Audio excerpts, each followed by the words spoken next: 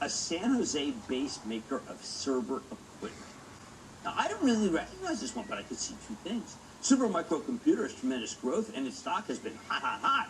Even in an environment where most tech is freezing, except for MongoDB tonight. The darn thing's up more than 100% for the year. See, this is what they used to look like, isn't it? All the more impressive given how awful tech has been this year and how awful the year's been. Yet, even though the stock's run, it still appears to be undervalued, which is hard to believe. That's why I told Jeremiah that Supermicro Computers seemed too good to be true. That was just my gut instinct, though. After doing some digging, I gotta say I'm a little bit torn. I like the business here, less sure about the stock. Let me walk you through it. Supermicro's in the business of making application-optimized, high-performance, high-efficiency server and storage systems. This stuff you need for data centers, or cloud computing, or artificial intelligence, or 5G networks. Now, those are the hottest trends in tech. They got their own proprietary server designs. The idea here is that their hardware makes it cheaper to run a data center. We like that. And it's even a little more energy efficient, results in big savings for these huge server warehouses. What's odd about Supermicro is that most data center stocks have been performing very poorly this year, while this one's been roaring higher.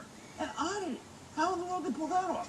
Well, it's not like Supermicro came out of nowhere. Not only was the company founded nearly 13 years ago, it came public back in 2007, which really bothered me that I didn't know it. I'd like to think that I know all the stocks from that era. I took a while for this one. It took a while for this one to catch on. See, look at this. It kind of did nothing for ages. Because that was right before the financial crisis hit. As the economy rebounded, though, Supermicro shares steadily bounced back. It was stuck in the teens for years, then surged to 40 in early 2015 before sinking back to the teens a few years later. It's been all over the place. The reason I didn't recognize Supermicro is it's been a pretty small outfit for the bulk of its existence as a publicly traded company. It's only become notable in the last few years because the stock has soared. Supermicro's rallied from the teens at the COVID crash lows all the way to the mid-80s as of today, including a 102% run just for 2022. So how do we explain this incredible run? In the first phase, it's pretty obvious. Supermicro is a data center play at a time of tremendous demand for anything that goes into the server warehouses. The company's sales surged. They've more than doubled over the last 5 years, and the earnings have more than tripled over the same period. What's interesting is that it kept running even as many other hardware plays have struggled. You got to understand, IT hardware is one of the most disrespected industries on earth right now. Wall Street has little interest in this stuff, particularly the semiconductors that go in it. Some rare exceptions, because they're seen now as a cyclical boom-bust industry, and there's no edge.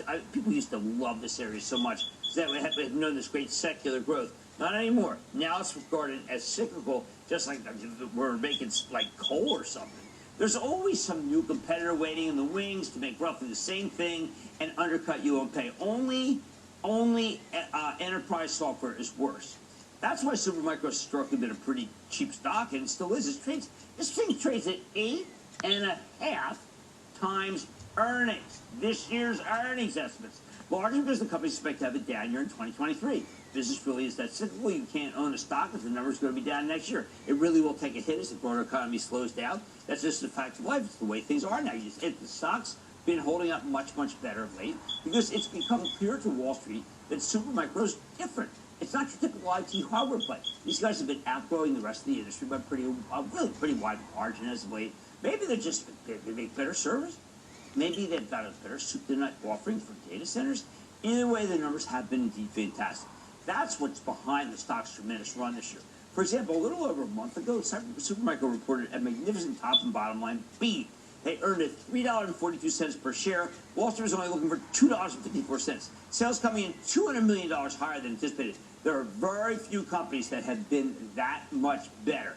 Even better, their forecast for the next quarter came extremely strong, and they raised their full-year outlook substantially. CEO Charles Lang pointed out that this was their 7th consecutive quarter of accelerating year-over-year growth. That's extraordinary. Sales were up 79% year-over-year. Put that in the top 10. In response, the stock surged from $71 for the quarter to $95 at its all-time high just last week. I mean, look at this. Boom, okay? Remember those days? Well, they're here. If you have the right stock, pulled back to 86 today. And look, but Supermicro deserved that rally. The company's doing great. However, it's hard to figure out how much to pay for these earnings in such a difficult environment. Right after the quarter, two of the analysts who cover Supermicro raised their price targets, but the numbers are all over the place. Wedbush took their target from 55 to 65. Well, that's way below, right? Northland raised theirs from 137 to 165. Whoa, well, that would be something. My view, it depends on how badly Supermicro gets hit next year. I think you can easily justify paying 10 times earnings for something like this, but we just don't know how well the earnings will hold up.